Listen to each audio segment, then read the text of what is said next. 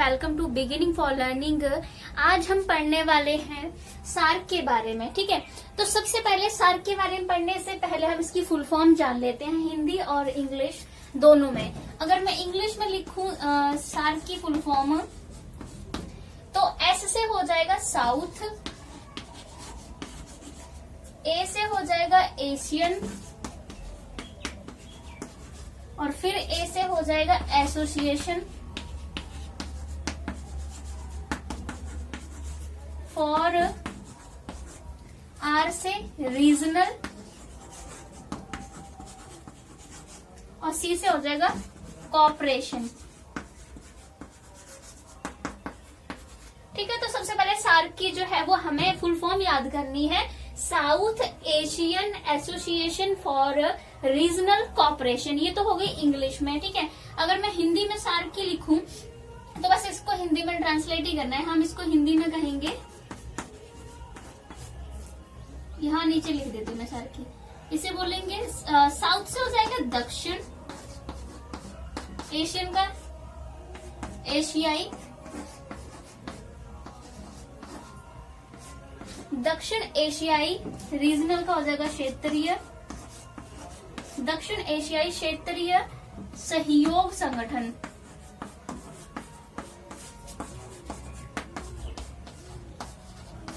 तो ये तो हो गई इनकी फुल फॉर्म। इंग्लिश में हो जाएगी south Asian association for regional cooperation, Hindi में हो जाएगी दक्षिण एशियाई क्षेत्रीय सहयोग संगठन। अब हम इसके बारे में, ये तो फुल फॉर्म हो गई। अब हम बात करेंगे ये कब बना था, कितनी इसमें कंट्रीज शामिल हैं।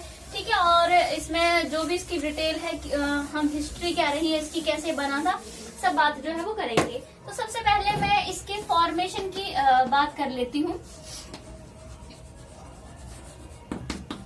फॉर्मेशन मतलब कब ये बना था, संगठन कैसे इसका जो है वो हुआ था, उसकी बात हम कर लेते हैं।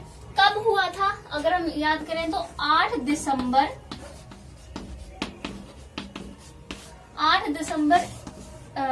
1898। ठीक है, 8 दिसंबर 1898 को जो है वो सार्क बना था। और जब ये बना था तब इसमें 7 कंट्रीज शामिल थी, यानी 7 इसमें देश थे। ठीक है, और वो कौन कौन से 7 देश थे, अभी अगर मैं इसकी बात करूं तो इसमें जो सार्क है इसमें कितनी कंट्रीज है, अभी 8 कंट्रीज हैं। लेकिन जब ये बना था तब इसमें 7 थी, 8वीं कौन सी है वो मैं अभी बताऊंगी। पहले हम 7 कंट्रीज की बात कर लेते हैं। ठीक है, जैसे पहले हो जाएगी इसमें भारत, ठीक है, पाकिस्तान, नेपाल, भूटान, श्रीलंका, बांग्लादेश, ये तो हो गई 6, और 7वीं कौन सी है, मालदीव। ठीक है, तो ये हो गई 7 कंट्रीज। जब ये बना था तब इसमें 7 कंट्रीज थी, भारत, पाकिस्तान, नेपाल, भूटान, श्रीलंका, बांग्लादेश और मालदीव। जो 8वीं नई इसमें कंट्री शामिल हुई है वो है अफगानिस्तान। ठीक है, अफगानिस्तान जो है वो 8वीं इसमें कंट्री शामिल हुई है, और वो कब हुई है वो भी हम इसमें अभी डिस्कस कर लेते हैं। ठीक है, 8वीं जो कंट्री, तो 7 होगी, 8th कंट्री जो है वो अफगानिस्तान है।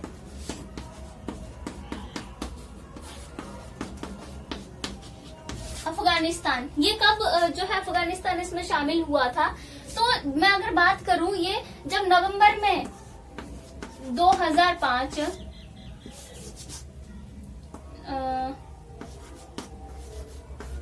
नवंबर 2005 में इसका 13वां शिखर सम्मेलन जो हुआ था। ठीक है,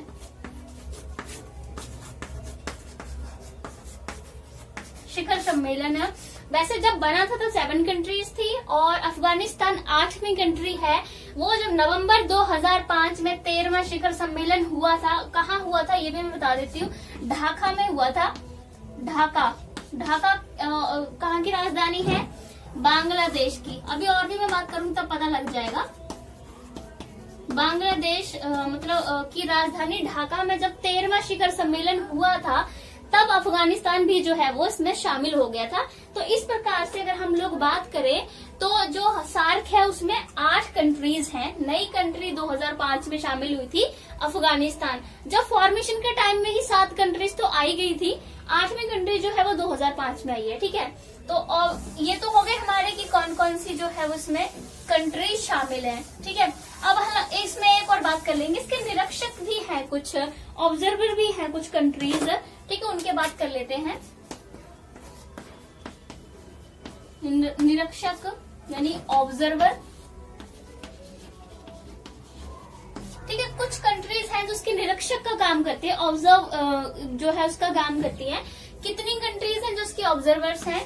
वो है 9 देश हैं। ठीक है, 9 कंट्रीज हैं। कौन कौन सी है? अगर मैं बात करूं, ऑस्ट्रेलिया, ठीक है, दूसरी चाइना, अमेरिका,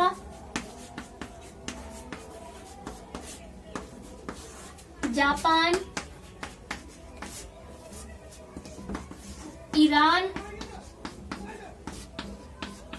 दक्षिण कोरिया,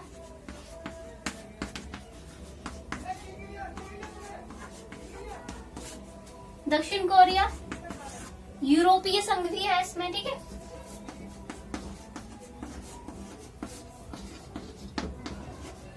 यूरोपीय संघ। और 8th जो कंट्री है म्यांमार,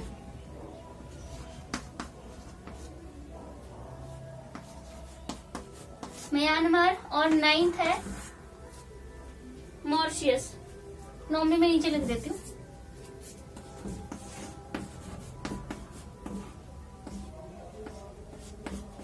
मॉरिशस। ठीक है, ये है 9 कंट्रीज हैं जो उसके ऑब्जर्वर हैं। ठीक है, Australia, China, America, Japan, Iran, दक्षिण कोरिया, यूरोपीय संघ, म्यांमार और मॉरिशस। ठीक है, ये 9 कंट्रीज जो है वो उसके ऑब्जर्वर का काम करती हैं।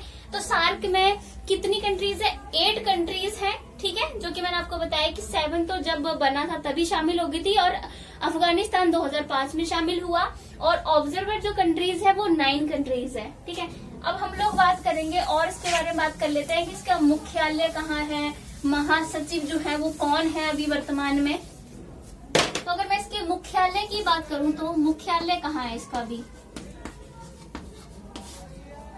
फॉर्मेशन की जब हम बात करेंगे ना इसके सार्क की, अभी तो मैं आज इसमें वीडियो में आपको हिस्ट्री बताऊंगी तो आपको सार्क का थोड़ा समझ में आया। जब आप हिस्ट्री के बारे में पढ़ोगे सार्क की किस तरह से कि इसका मुख्यालय कहाँ पर है। ठीक है, मुख्यालय है इसका अभी काठमांडू में। काठमांडू जो है वो नेपाल की कैपिटल है। ठीक है, नेपाल की राजधानी है काठमांडू। तो काठमांडू में इसका मुख्यालय है। और इसकी महासचिव की बात करूं तो इसका एक महासचिव होता है और महासचिव जो होता है वो इन जो 8 कंट्रीज हैं उन्हीं में से ही चुना जाता है। और ये 3 वर्ष के लिए ही अपने पद पर रहता है, यानी 3 वर्ष के लिए इसे चुना जाता है। अभी वर्तमान में जो महासचिव है वो है एशला रुवान बैराकून। एशला रुवान बैराकून ये बनी थी अभी 1 मार्च 2020 में बनी थी। तो ये 3 साल तक ही अपने पद पे रहेंगे। उसके बाद जो है वो नए महासचिव का चयन जो है वो कर लिया जाएगा। एशला रुवान बैराकून इसकी अभी महासचिव है। ठीक है, तो ये तो हो गया इसके बारे में। अब हम लोग, मैंने ऑब्जर्वर कंट्रीज के बारे में बता दिया, उसको मुख्यालय, महासचिव, हर किसी के बारे में बता दिया। अब हम लोग बात करने वाले हैं इसके हिस्ट्री की, जहां आपको हिस्ट्री समझना जरूरी है। देखो पहले, तभी जो है वो एक लिंक बैठ पाएगा। आगे जो आप इसके ऑब्जेक्टिव पढ़ने वाले, इसकी ऑर्गेनाइजेशन के बारे में बात करने वाले हैं, इम्पोर्टेंस के बारे में बात करेंगे हम, तो हिस्ट्री से ही समझ में आएगा कि पहले हम हिस्ट्री में बात करेंगे ना कि किस तरह से इसको सार्क को जो है बनाया गया, किसका इसमें जो है वो रोल रहा है बनाने में, है ना, क्या जरूरत पड़ी, तो वो इतिहास से ही इसके समझ में आएगा ना। तो हम हिस्ट्री की बात करने वाले हैं कि कब और किसने सार्क बनाने की बात सोची, किस तरह से उसको बात को जो है वो आगे बढ़ाया गया, किस तरह से सार्क को बनाया गया, वो सब बात करने वाले हैं। तो मैं इसको आपको कुछ ऐसे पॉइंट्स में स्टेप वाइज लिखवा देती हूँ सो दैट कि याद रहे। तो पहला जो स्टेप अगर मैं बात करूं, पहले स्टेप में क्या किया, सबसे पहले हम लोग बात करेंगे बांग्लादेश के राष्ट्रपति के बारे में, जिन्होंने इस बात को शुरू किया कि जो दक्षिण एशियाई कंट्रीज हैं, है ना, जो साउथ एशियन कंट्रीज हैं, उनके बीच में एक सहयोग होना चाहिए। सहयोग की जो बात है वो बांग्लादेश के राष्ट्रपति ने शुरू की थी, ये वाली बात, ठीक है। बांग्लादेश के राष्ट्रपति, और टाइम पीरियड की बात हो रही है अगर कि कौन से राष्ट्रपति हैं, तो 1977 से 80 टाइम पीरियड की बात है, जब इस टाइम जो राष्ट्रपति थे, और कौन से राष्ट्रपति थे इस टाइम, बांग्लादेश के जिया उर रहमान जो थे वो इस टाइम के बांग्लादेश के राष्ट्रपति थे। तो उन्होंने ये वाला जो टाइम पीरियड था ना, इस टाइम पीरियड में 4 देशों की यात्राएं की, मतलब 4 देशों में वो घूमने गए, ठीक है, जैसे नेपाल, भारत, पाकिस्तान और श्रीलंका। वो इन 4 कंट्री में इस टाइम पीरियड में जो है वो घूमने गए, और वहाँ इन कंट्रीज में जो इनके, जो हम कह सकते हैं कि जो इनका जो देश के नेता थे, है ना, जो राजनेता थे, देश के नेता से इन्होंने, जैसे कहीं के प्रधानमंत्री होंगे, कहीं के राष्ट्रपति होंगे, तो उन देश के नेताओं से बातचीत की सहयोग के बारे में कि दक्षिण एशियाई कंट्रीज जो है उसमें आपस में जो है वो सहयोग होना चाहिए, है ना, कि क्योंकि हम आसपास में रहने वाली कंट्रीज हैं, तो आपस में सहयोग होगा तो क्या है कि हमारी मुसीबतें भी दूर होंगी, और इवन बाहर की कोई शक्तिशाली कंट्री जो है वो हमारे ऊपर हमला नहीं कर पाएगी, और हमारे आपस में कॉम्परेशन होगा। तो उसके बारे में इन्होंने, जिया उर रहमान ने इस सारी कंट्रीज के नेताओं से जाके बातचीत की। इस दौरान वो घूमते रहे।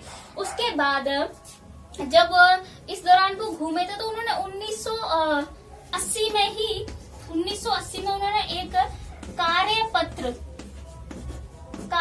जो है वो उन्होंने 1980 में जारी किया, ठीक है। कार्यपत्र में उन्होंने क्या सहयोग की बात जो है वो कही थी, कार्यपत्र जारी किया, और इस कार्यपत्र को इन 7 कंट्रीज में, जैसे इसमें हम बात करें तो इसमें नेपाल तो है, इसमें भूटान की बात करें, भूटान और मालदीव, ठीक है, मालदीव, इन सब कंट्रीज में जो है इन्होंने ये कार्यपत्र भेजा, है ना, ये कार्यपत्र तैयार करके सब कंट्रीज में उन्होंने भेजा। तो पहले स्टेप में यही वाली बात आती है कि बांग्लादेश के राष्ट्रपति जिया उर रहमान ने इन सब कंट्रीज में जाके घूमे फिरे, इन सब नेताओं से सहयोग की एक बात की, फिर कार्यपत्र उन्होंने जारी किया, इन सब कंट्रीज में भेजा उस कार्यपत्र को। फिर दूसरे स्टेप में हम बात करेंगे कि अब इन्होंने कार्यपत्र भेज दिया है बनाकर, उसके बाद क्या होता है। तो अगर हम बात करें ना कि ये जो सार्क बना है, इसमें मेन भूमिका किसकी रही है, तो जिया उर रहमान की रही है, बांग्लादेश के राष्ट्रपति। उन्होंने ही इस सहयोग की बात को जो है वो शुरू किया था। तो सेकंड बात में हम करने वाले हैं, जब उन्होंने कार्यपत्र भेजा था 1980 में, उस कार्यपत्र पर देखो क्या आगे बात हुई, वो बात करेंगे। कार्यपत्र भेजा, उसके बाद सेकंड स्टेप में जो मेन बात आती है, पहली मीटिंग, फर्स्ट मीटिंग हुई थी अप्रैल में इस कार्यपत्र को लेकर। अप्रैल 1981 में जो है वो सबसे पहले जो मीटिंग होती है श्रीलंका में होती है। श्रीलंका की राजधानी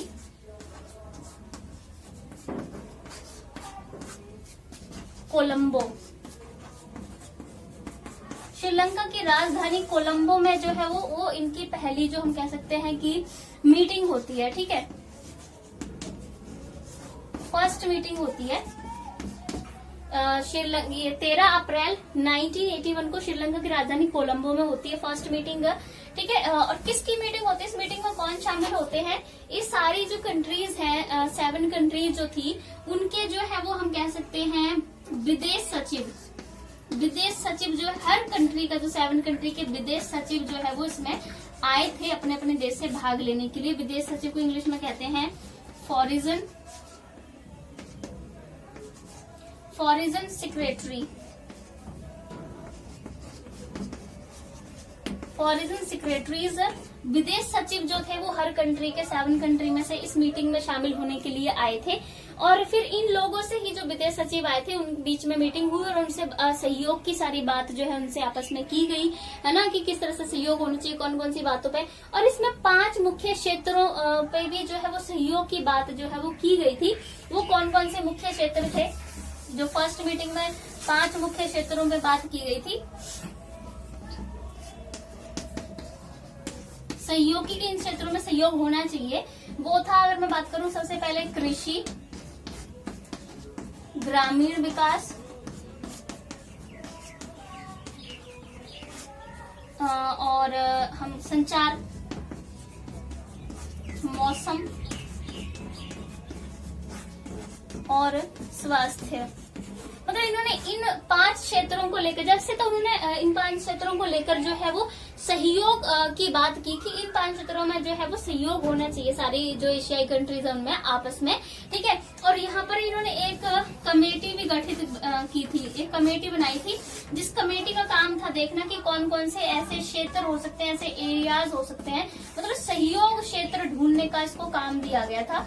ऐसे कौन कौन से सहयोग क्षेत्र जो हो सकते हैं कि जहाँ पर एशियाई कंट्रीज में जिन क्षेत्रों को लेकर सहयोग बनाया जा सकता है, इस वाली उस पर बात हुई पहली मीटिंग में, ठीक है। अब हम लोग बात करने वाले हैं अगली मीटिंग जो है वो कब होती है।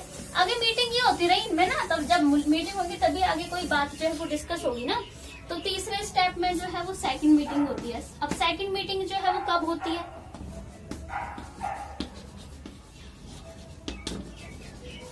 दूसरी मुलाकात, सेकंड मीटिंग। सेकंड मीटिंग जो है वो जैसे पहली मीटिंग जो हुई थी वो 1981 में होती है, सेकंड भी 81 में होती है, बट वो अप्रैल में हुई थी और ये नवंबर में होती है, ठीक है। सेकंड मीटिंग नवंबर 1981 में होती है। पहली वाली कहाँ पर हुई थी, श्रीलंका में। अब होती है नेपाल में, नेपाल की राजधानी। अभी मैंने बताई थी आपको नेपाल की राजधानी काठमांडू। नेपाल की राजधानी काठमांडू में जो है वो दूसरी मीटिंग होती है, ठीक है। फिर से वही मैंने क्या बोला था, जो है वो विदेश महासचिव की बीच में ही होती है, वही आते हैं। अभी विदेश मंत्री बाद में आएंगे, विदेश महासचिव विदेश सचिव के बीच में ये जो है मीटिंग होती है। तो सेकंड मीटिंग भी इनके बीच में होती है। सेकंड मीटिंग में जैसे पहली मीटिंग में जिन जिन टॉपिक पे बात की गई थी उन सारे टॉपिक पे जो है वो आप स्वीकृति दे देंगे कि हाँ इन एरियाज में सहयोग होना चाहिए। और जो कमेटी बनाई गई थी उसने जो भी सिफारिशें की कि इन एरियाज में सहयोग होना चाहिए, उसकी सिफारिशें भी इस वाली मीटिंग में, सारी सिफारिशें पहली वाली मीटिंग की मान ली गई। और नई इसमें बात की गई कि और नए टॉपिक सहयोग के ढूंढे गए, जैसे यातायात एक नया टॉपिक लेके आए, वो डाक सेवा नया टॉपिक लेके आए कि इन पे होना चाहिए, विज्ञान, तकनीकी, टेक्नोलॉजी, ये नए एरियाज लेके आए कि इन एरियाज में भी जो है वो देखो सहयोग जो है वो होना चाहिए, ठीक है। और साथ में इन्होंने यहाँ पर एक, अगर मैं भी बात करूं तो यहाँ भी इन्होंने पहले की तरह ही एक कमेटी जो है वो फिर से गठित की थी, जिसमें ताकि जिस कमेटी का नाम रखा था स्टडी ग्रुप बनाया इन्होंने। स्टडी ग्रुप को वही काम दिया गया था कि जो एरियाज नए इनमें सहयोग की बात की थी दूसरी मीटिंग में कि यातायात, डाक सेवा, विज्ञान, तकनीकी, इनमें सहयोग हो सकता है कि नहीं, कौन कौन सी प्रॉब्लम आ सकती है, उस पर इन्होंने स्टडी ग्रुप ने एक रिपोर्ट बनानी थी, ये इसको काम दिया गया। तो दूसरी मीटिंग में ये सब बातें हुई है, ठीक है। अब तीसरी मीटिंग में जो है इससे आगे की बातें होती है, तीसरी मीटिंग की बात करेंगे हम।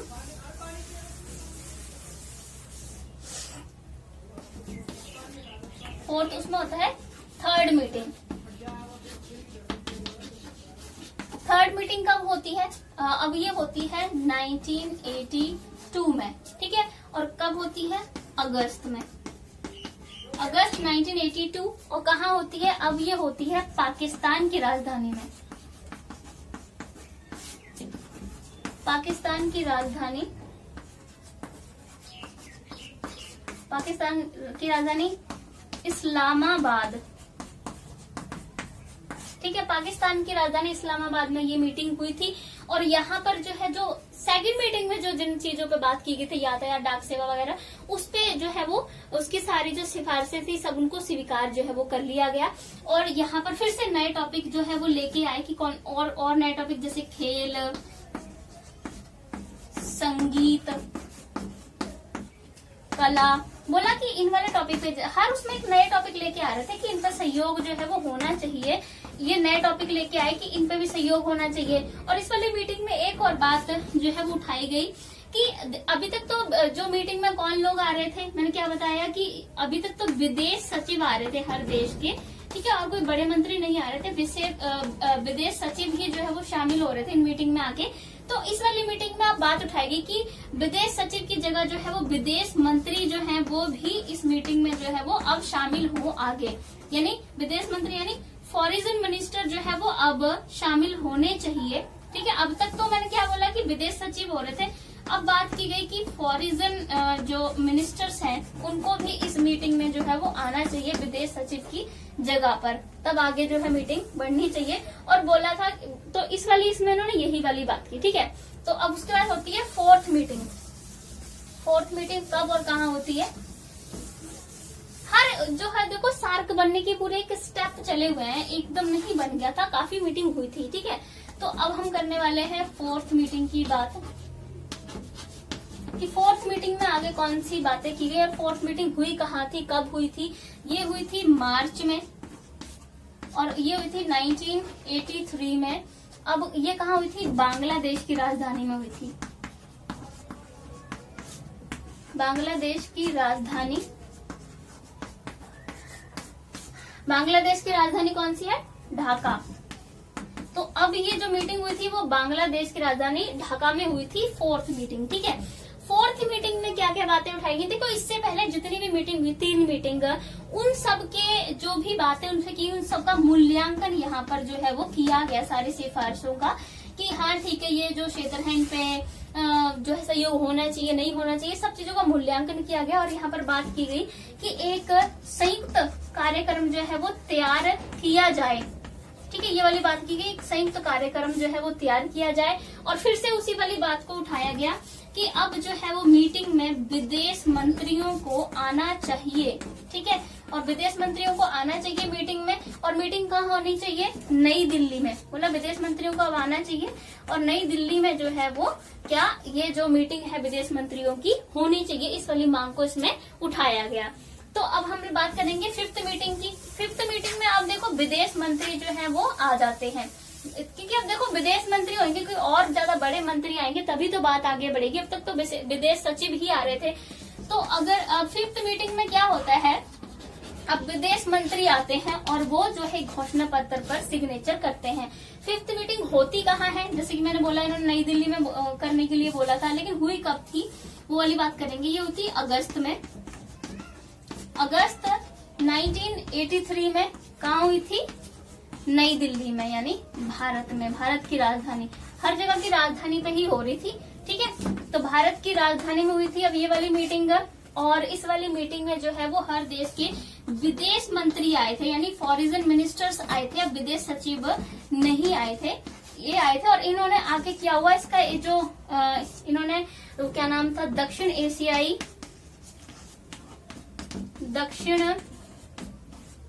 एशियाई क्षेत्रीय सहयोग, ये जो उन्होंने बनाया हुआ था, इसके एक घोषणा पत्र पर जो है वो अब सारे विदेश मंत्रियों ने क्या किया?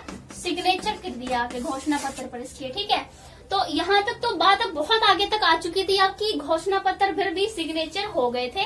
और अब हम बात करेंगे कि इस घोषणा पत्र में क्या क्या दिया गया था। घोषणा पत्र में सिग्नेचर होने का मतलब था कि ऑलमोस्ट सार्क जो है वो बन चुका था अब। ठीक है, तो घोषणा पत्र में क्या दिया गया था वो जब मैं ऑब्जेक्टिव करवाऊंगी तब बता दूंगी, बट अभी मैं ओवरऑल बता देती हूँ कि घोषणा पत्र में क्या क्या जो है वो बातें लिखी गई थी। थोड़ा कुछ बता देती हूँ आपको, जब मैं इसके उद्देश्यों की बात करूंगी उसमें आपको डिटेल में बता दूंगी। ठीक है, तो घोषणा पत्र में जैसे वही वाली बात है कि सहयोग की बात की गई थी कि सहयोग आपस में होना चाहिए, राजनीतिक मित्रता होनी चाहिए। ठीक है, राजनीतिक रूप से ये नहीं कि आपस में लड़ी जा रहे हैं, तो राजनीतिक मित्रता की बात की गई थी इसमें। और क्या नाम है, बोला गया था कि आंतरिक मामलों में जो है वो हस्तक्षेप नहीं किया जाना चाहिए। आंतरिक मामलों में हस्तक्षेप नहीं, कि आंतरिक मामलों में टांगड़ी अड़ानी एक दूसरे के उसमें। ठीक है, और जैसे बोला था कि जो क्षेत्रीय अखंडता होती है उसको भी बनाए रखना है। ठीक है, और एक दूसरे का जो है वो सम्मान करना है, ठीक है। सारी कंट्रीज आपस में एक दूसरे का जो है वो सम्मान करें, संस्कृति का सम्मान करें और लोगों के कल्याण की बात करें, लोगों का जीवन स्तर ऊपर उठाने की बात करें।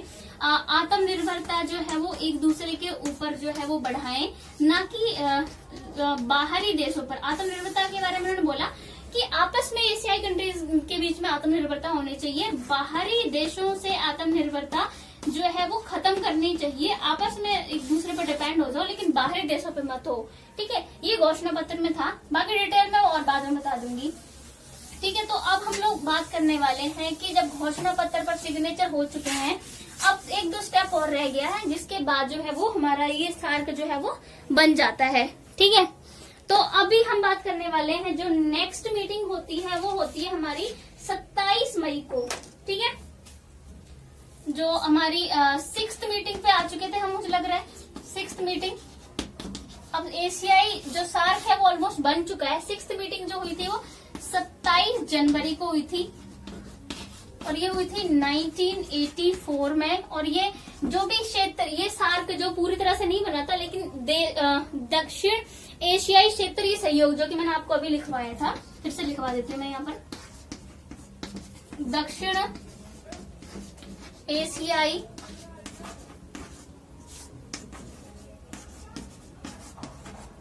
क्षेत्रीय सहयोग, ये बनाया था अभी तक तो इन्होंने। इसका जो हम बात कर सकते हैं, जो स्थायी जो इसका एक प्रकार से जो इन्होंने बनाया हुआ था, जैसे हम कह सकते हैं स्थायी समिति जो बनाई हुई थी, इसकी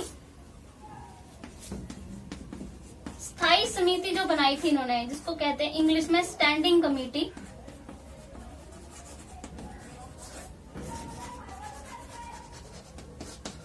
तो इसकी जो स्टैंडिंग कमेटी बनाई थी उसकी ये मीटिंग हुई थी। स्टैंडिंग कमेटी ने ये मीटिंग रखवाई थी 27 जनवरी 1784 को। तब इन्होंने बोला था, इस वाली मीटिंग में क्या क्या बोला था मैं वो लिखवा देती हूँ। ये 6th मीटिंग जो बनाई की थी, इसमें इन्होंने बोला था, देखो आपसी जो हम बात करें कि एशियाई दक्षिण एशियाई देश हैं, उनमें देखो आर्थिक तौर पर किन किन बातों पर जो है आपस में सहयोग होना चाहिए, उस वाली बात को फिर से इन्होंने रिपीट किया था। इन्होंने बोला था कि देखो आर्थिक, सामाजिक, सांस्कृतिक,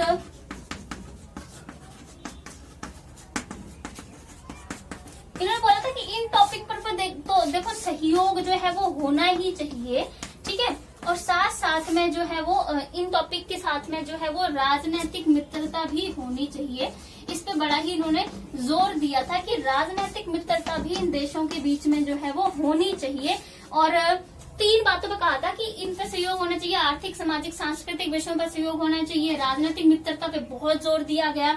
और तीसरी बात पे इसमें जोर दिया गया था आत्मनिर्भरता पर। आत्मनिर्भरता में जो मैं पहले बता चुकी वो वाली बात बोली थी कि एक दूसरे पर डिपेंड हो जाओ, लेकिन बाहरी कंट्रीज पे नहीं।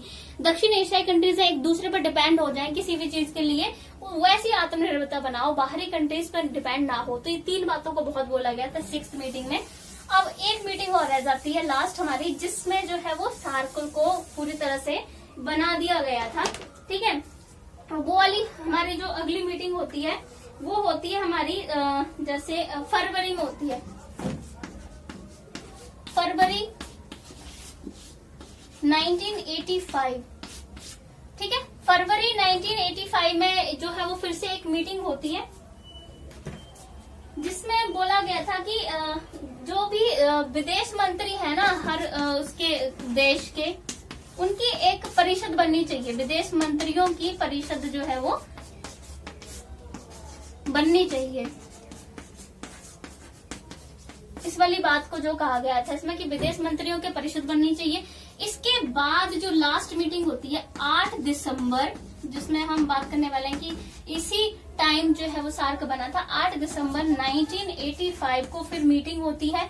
कहाँ हुई थी? अभी मैंने आपको बताया था कि ये हुई थी ढाका में। ढाका बांग्लादेश की राजधानी है। ढाका में ये मीटिंग हुई थी और इसी दिन जो है वो सार्क को स्वीकृति दे दी गई थी। इस दिन ही सार्क जो है वो बना था 8 दिसंबर 1985 को ढाका में, ठीक है। और यहाँ पर भी इन्होंने बोला था कि जो इसका जो है वो एक स्थायी सचिवालय जो है वो होना चाहिए। इस दिन ही मांग उठाई गई थी कि स्थायी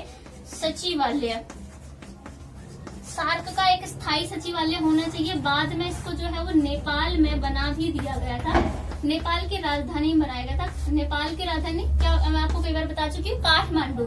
ठीक है, काठमांडू में जो है वो स्थायी सचिवालय को बना भी दिया गया था, बाद में ये मांग उठी थी। ठीक है, तो अभी हमने देखो पूरी बात कर ली कि किस तरीके से जो है वो सार्क बना, कौन कौन सी कंट्रीज शामिल हुई, कितनी सारी मीटिंग हुई, तब जाके जो है वो सार्क बना। हमने इसके पूरे इतिहास की बात कर ली है। अब आगे हम लोग बात करेंगे इसके कि किस तरह से इसके ऑब्जेक्टिव डिसाइड किए गए, कि इसके जो है वो क्या हम ऑब्जेक्टिव को बोलेंगे उद्देश्य, इसके उद्देश्य क्या रहे। ठीक है, क्या उद्देश्य डिसाइड किए गए, कौन कौन सा हम इसका ऑर्गेनाइजेशन किस तरह से हुआ। ठीक है, किस तरह से इसका संगठन हुआ, मतलब इसके अंदर किस किस तरह की जो है वो समितिज जो है वो बनाएगी, किस तरह की कमिटीज जो है इसके अंदर बनाएंगे ऑर्गेनाइजेशन के अंदर। फिर इसका महत्व क्या है और इसकी कमियां क्या है सार्क की, वो भी हम डिस्कस करेंगे। कमियां जो है वो डिस्कस करना जरूरी है, काफी कमियां हैं इसमें। ठीक है, प्रॉब्लम्स हम कह सकते हैं इसके सामने काफी जो इसको फेस करनी पड़ती